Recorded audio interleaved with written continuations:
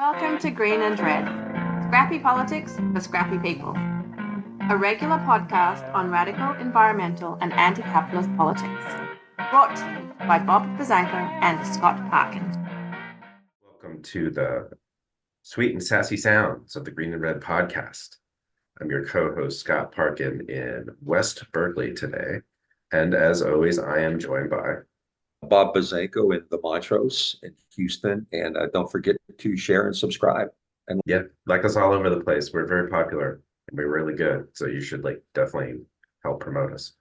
And this is our first Scrappy Sunday since the new year, because we've been a little bit busy. And so we actually haven't done a Scrappy Sunday since early January. And so just to kick it off, I do want to wish you, Bob, a happy President's Day weekend, because it's not just Scrappy Sunday, but it's also happy Scrappy President's Day.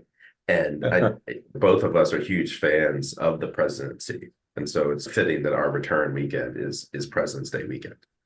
yeah, we'll have to put up the green and red list of best presidents ever, which I think will be a 46-way tie for 46th. So Yeah, exactly. 46-way tie for last. I might put FDR at 45 and the rest at 46. Gerald Ford. Gerald Ford was one of my favorites ever. He did the least damage because he wasn't there long enough. Yeah, exactly. Yeah. To just kick us off, we'll do a little bit of a radical history. I'll start with on February 11th, 1930, the 48,000 workers at General Motors in Flint, Michigan won their iconic sit-down strike, which had lasted 44 days. This strike was in some ways transformational. It led to a major role. The strike played a major role in the unionization of the U.S. auto industry. I would actually say that it was a big part of, and we have probably a little bit of a different political outlook on this, but it definitely plays a role in unions actually getting to be a little bit more at the table when we're talking about industry, government, and that sort of thing. And then my next one is February 14th, 1779. And it was the day that British Captain James Cook was killed by a native Hawaiian. He was stabbed in the neck on Valentine's Day as he tried to kidnap a local Hawaiian leader. His crew had actually killed a local chief, and then Cook had also shot and killed a different Hawaiian. And so here's to a little bit of just desserts for the British colonizers. And then the last one I'm going to mention is February 15th, 2003, something that Bob and I actually played a huge role in. There were huge protests that occurred around the world against the war in Iraq, including 1.5 million people on the streets of London, 1 million on the streets of New York. The New York Times actually announced that there were two superpowers in the world now, the United States and the global anti-war movement. But as we all know, the war went on, created this devastating effect on many parts of the Middle East, and we continue to fight. Yeah, the current crisis clearly shows a direct line back to those and other even earlier incidents. And we saw that coming. We knew this wasn't going to turn out well, but what are you going to do? I have a few things here which are also, I think, relevant to other stuff we've talked about.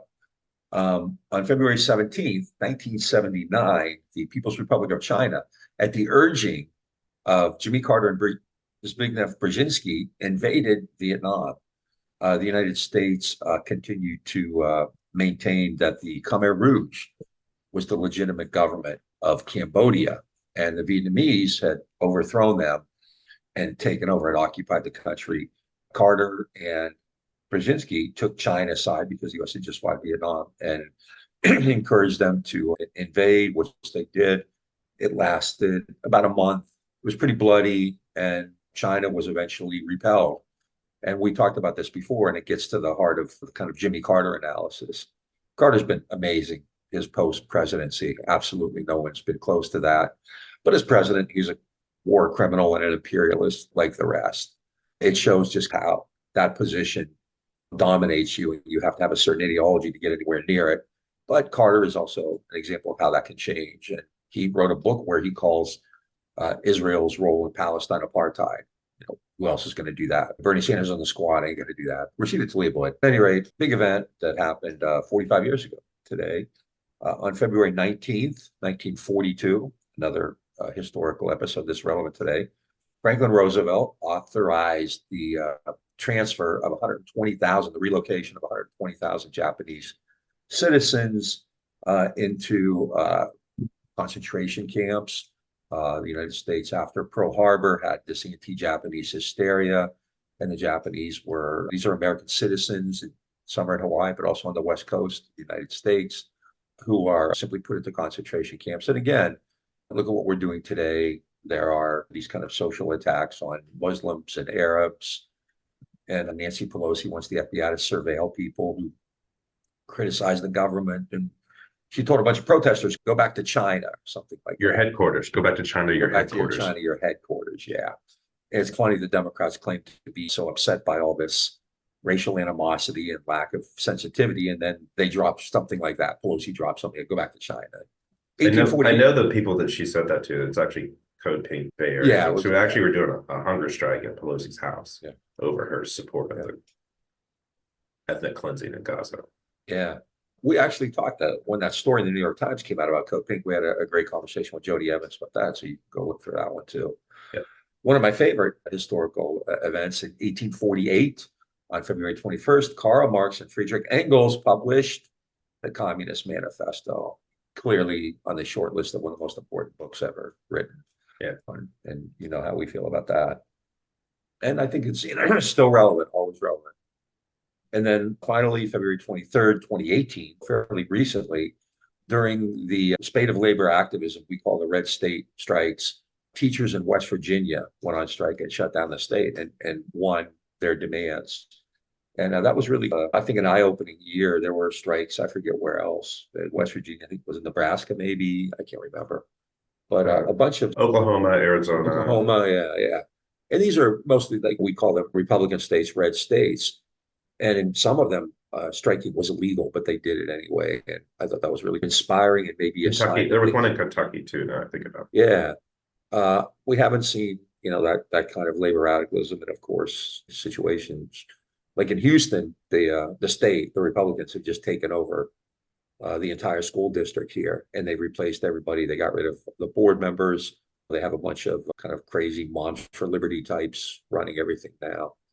The teacher strikes, and I remember that West Virginia strike very clearly, was really inspiring. And I was hoping it would be a sign of things to come, and it still could. And clearly we're seeing things like Amazon and Starbucks, some labor activism, which is really cool.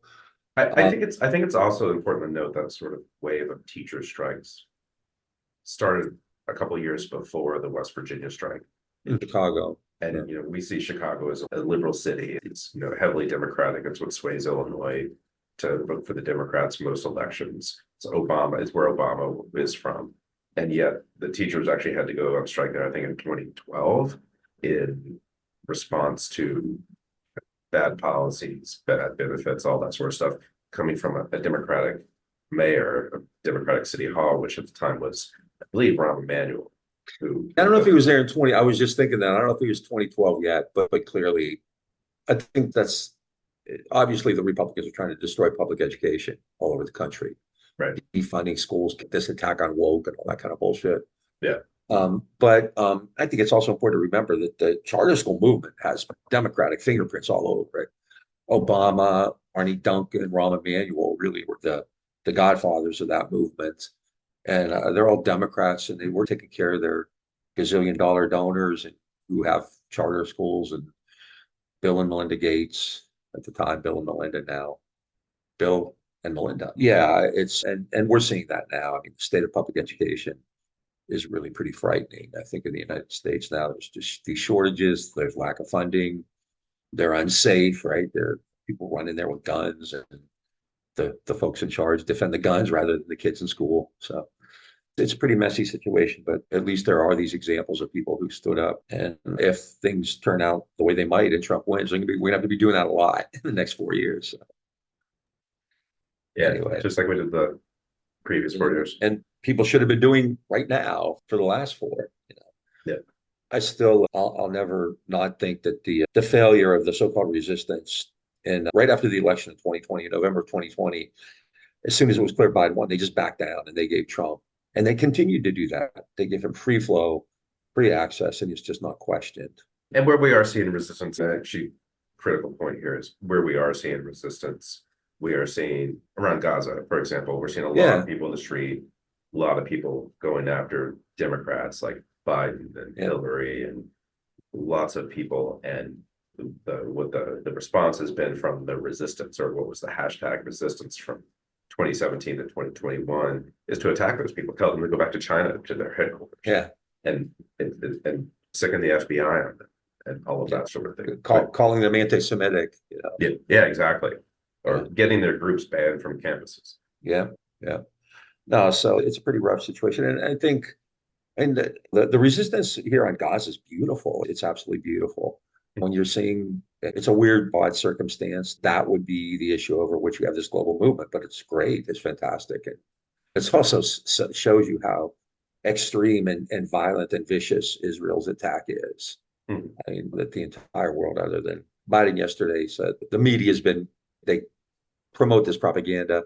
So the media was saying how the United States is fed up, and Biden has said they have to stop and all this. But then the other story is, but if they go into Rafah, the U.S. isn't going to do anything about it. So Israel has a right to defend itself, I believe, is actually the right to defend the talking point response. Yeah, because I know those 10,000 little kids they killed were a grave threat. Yeah, I think this is really has awakened, not necessarily the liberals, the Democratic stalwarts, but clearly, especially the younger people and the people who voted for him in 2020. So we're seeing a lot of this crazy times. This is going to be a bumpy year, be a choppy flight. It's going to be a choppy flight. Yeah. I mean, I don't think it's ever stopping a choppy flight. No. And just so folks know, you're going to be seeing an advertisement in this episode today related to the resistance, which is an advertisement for Gaza Springs, which is a new water product that some friends of ours are promoting, and we'll probably be talking about it again in the future. But just check out this commercial; it's pretty entertaining.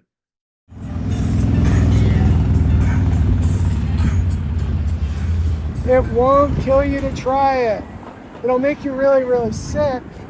But if you can get to a hospital that hasn't been bombed or still has medicine, you'll probably live. We are bringing this imported, contaminated drinking water to the people in San Francisco. Bottled at the source, made with U.S.A. It's called Gaza Springs. It's raw sewage and unfiltered seawater.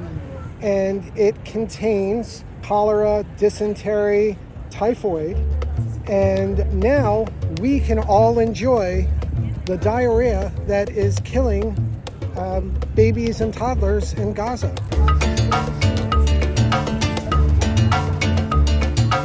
No. I'm just kidding. On our website, it says do something, and you can make a donation to the United Nations Relief and Works Agency. You can do something about this if you complain enough. If we are loud enough and we complain, and you join protests to complain outside of City Hall, etc. If you call every day to your senators and all the representatives that serve you, we can make a difference. We can impact a little bit. And if it doesn't work, then we can start setting things on fire. Do we want to do that? Probably not. So let's do it the bureaucratic way, yeah? Biden is enabling this genocide, and Biden can stop it.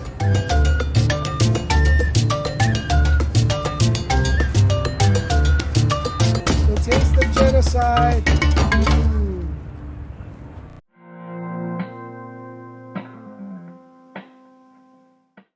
And there's a lot of interesting things that have been going on with war weapons manufacturers, war profiteers, whatever you want to call them.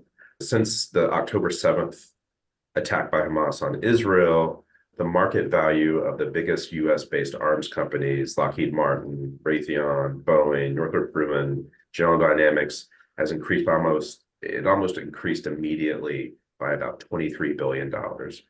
And some individual stocks have risen as much as 27% since what was attacked by Hamas, but then turned into an ethnic cleansing of the Gaza Strip. And that is to be predicted. I think we'd actually maybe mentioned it on a couple of episodes where we've talked about Gaza. But there's an interesting piece in The Nation today written by Sarah Sachs, which actually talks about how ESG sustainability funds. It's this sort of it's these companies, these mutual funds, which are actually the Republicans are actually calling woke capitalism, in which the Republicans are like having House congressional investigations and things along those lines. Right before the ethnic cleansing in Gaza had started, there are probably 1,200 funds which called themselves ESG funds, and those are funds which purport to invest in renewable energy and other forms of sustainable technology and things like that. It's climate friendly, right? And it's something that's touted a lot by liberals. It's something that's touted a lot and supported in the Inflation Reduction Act, the IRA, which Biden and Congress passed last year. But now in this new article, green capitalism is also popular among people who would call themselves left. It's definitely a component of green capitalism, absolutely. Now it actually comes out that about 25% of these ESG funds are invested in weapons manufacturers, according to some reports being put out by nonprofits which work on trying to stop the weapons trade. Since Russia invaded Ukraine in February of 2020 or March of 2022, the ESG funds have been investing a lot in weapons manufacturers. The American Century Sustainability Equity Fund has over $20 million invested in Lockheed Martin, which is the world's largest weapons manufacturer. CIT, the growth fund, has almost $300,000 invested in Lockheed and BAE Systems. BAE is the seventh largest military defense contractor. They actually supply the Israelis with weapons components, technology for combat aircraft, munitions, missile launching kits, and armored vehicles. The Rockefeller Climate Sustainability Fund has something like 4% of their portfolio invested in weapons manufacturers. And so we'll add a link to this article in the show notes. But I just want to point out that this sort of what I call this climate, so it's like these mutual funds basically trying to use the market to promote sustainable technology and renewable energy and all of that sort of stuff. But these are definitely like neoliberals. This is like what we actually come to expect is that there's a lot of people who are like making money off of the weapons industry, and they continue to profit from it. They're investing in it. They're seeing a lot of money being made in it. And then they seem to have no ethics around it. There's no moral differentiation between making money and investing in the arms industry. And it's very disturbing. We've always seen the Democrats as the party of Wall Street, and we see Biden and Hillary Clinton, who all very much are warmongers, but also have a climate policy. And compared to the climate deniers and the pro-fossil fuel, the overt pro-fossil fuel rhetoric of the Republicans, maybe they're a little bit better. Also, the Democrats take a lot of money from the fossil fuel sector too, just to be real about that. But the fact that these liberal mutual funds, which are claiming to be trying to make markets work to do something about the climate crisis, the hypocrisy is definitely. And also, the Pentagon is the largest emitter of fossil fuels in the world. And so there's also like a piece there. And these companies selling arms to the Israelis or the Ukrainians or whoever else, those are government subsidized programs. And so they're making a lot of money off of lots of money being put into the arms industry.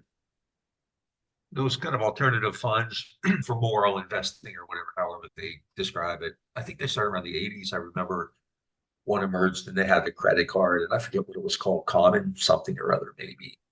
And that was the whole pitch. But, initially it was like, we're not going to invest in cigarettes, tobacco, and guns. Mm-hmm. And then it went out. I know in the last several years, the kind of climate sustainability funds.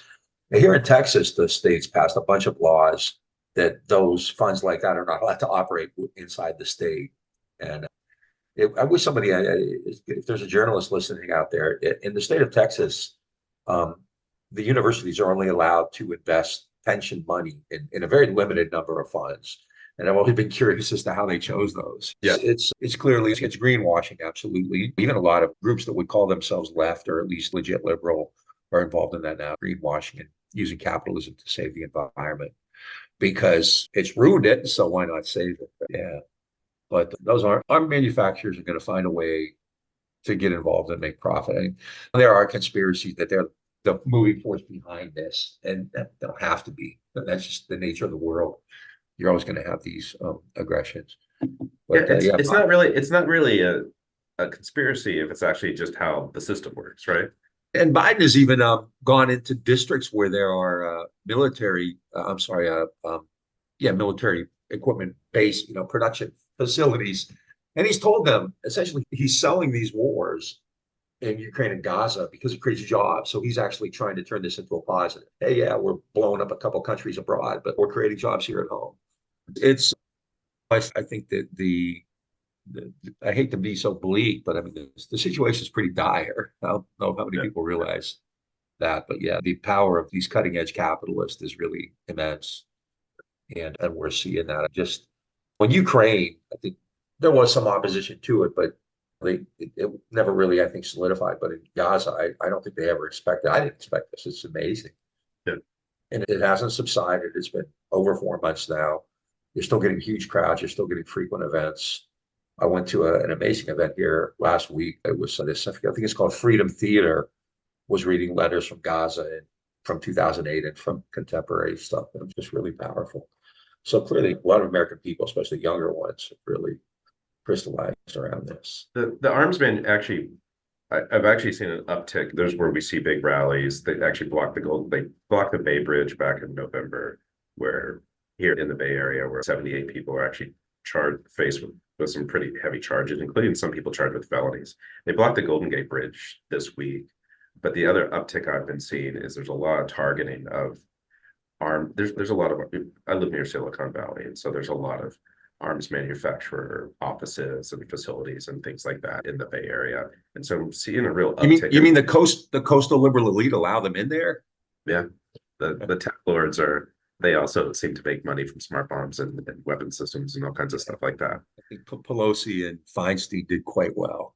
Yes, yeah, exactly.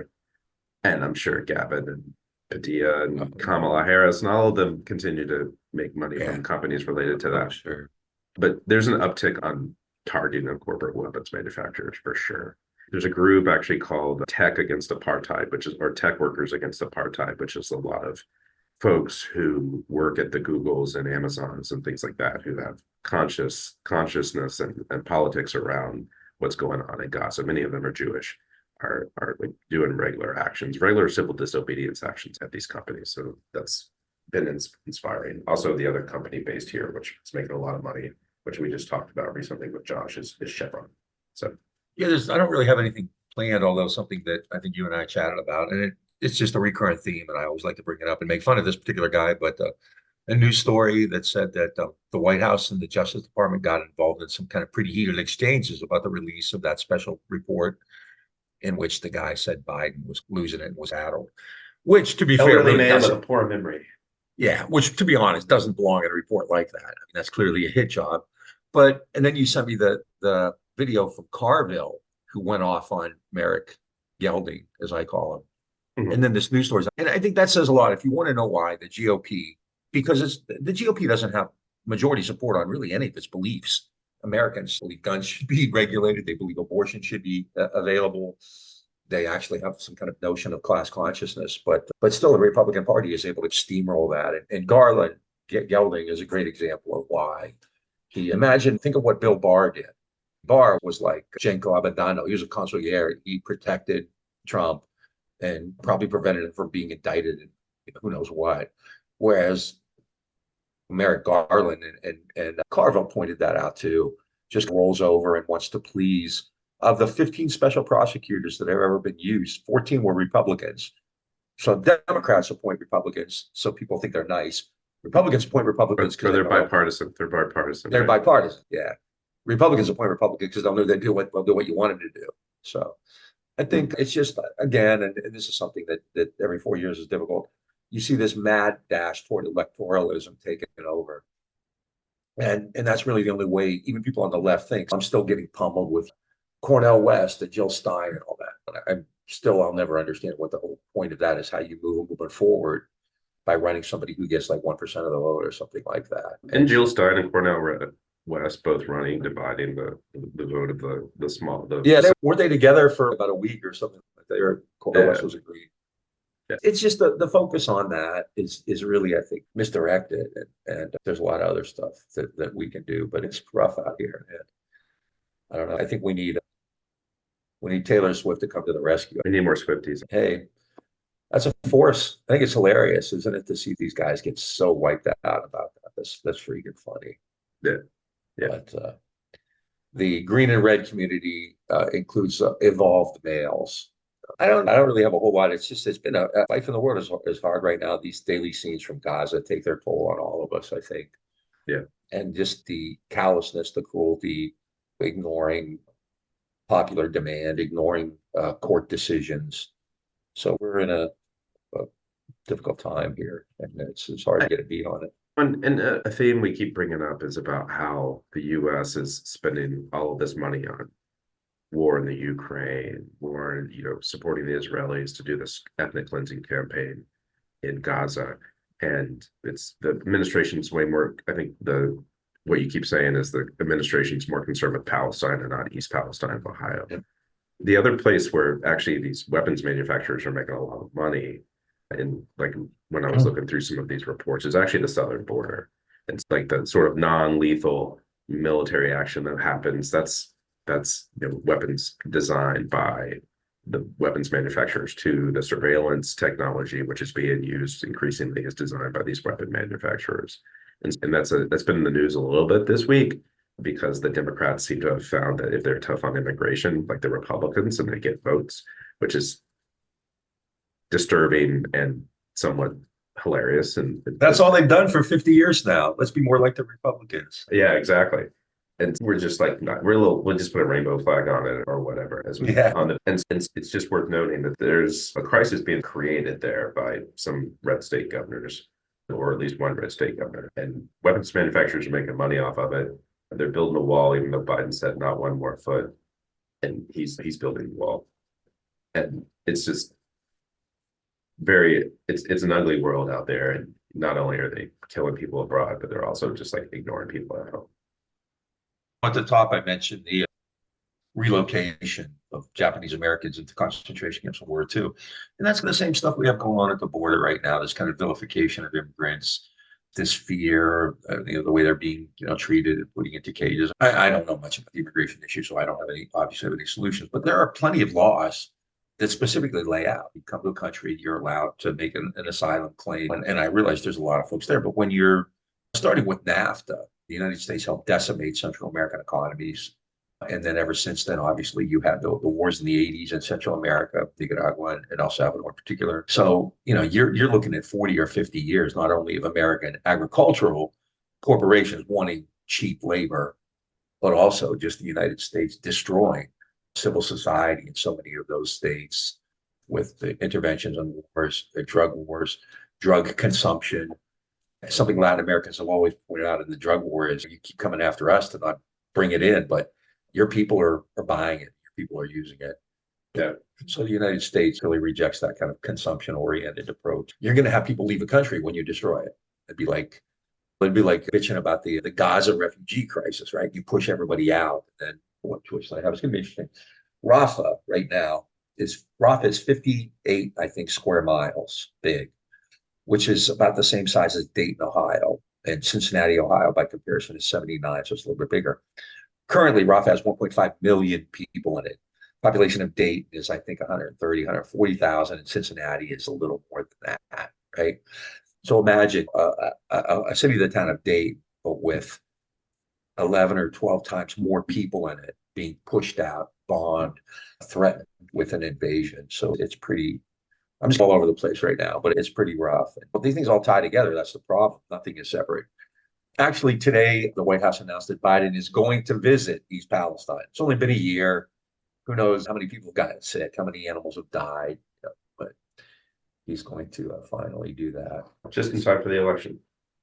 Isn't it funny? I don't know if you've seen any of these rallies. Occasionally at a Biden speech, younger people will come in, often JPV, Jewish Voice for Peace, and say, peace in Gaza, ceasefire now. But what, to me, the scary part is everyone else in the crowd will drown them out and yell for more years. It's as much a cult as the other side. As MAGA. Yeah. Yeah. I saw that there was actually when he was speaking at the church in The church in Charleston, South Carolina. I think it's happened a couple other times too. Yeah, that was the church in South Carolina was the first time I saw that happen. Yeah. And so there we are. Yeah. But anyway, good to be back on Scrappy Day, Scrappy Presidents Day. So have a good President's Day. Go out. Yeah, enjoy your President's Day. Have a toast on your favorite president. I'll be drinking scotch and honoring Gerald Ford. So. Yeah, Betty. Betty was awesome. Yeah, exactly. Betty would be a Bolshevik today. Yeah, exactly. She'd be in the squad. Nixon, maybe too. Nixon, I know. Nixon was a liberal communities class. Folks, you've been listening to your Scrappy President's Day weekend. If you like what you hear, and check us out on Facebook, Instagram, and Twitter. If you want to make a donation, go to greenredpodcast.org and hit that support button. If you want to become a patron, go to patreon.com/greenredpodcast. And if you're watching this on YouTube, hit the subscribe button. If you're listening to this on an audio platform, give us a rate and review. Appreciate the recent reviews that have come in, and because it all helps us with the algorithms. And we say 2024 is going to be a little bit of a choppy ride. And so we're all in this together. Y'all misbehave. We're going to talk about it. We're also going to misbehave a little bit too. So.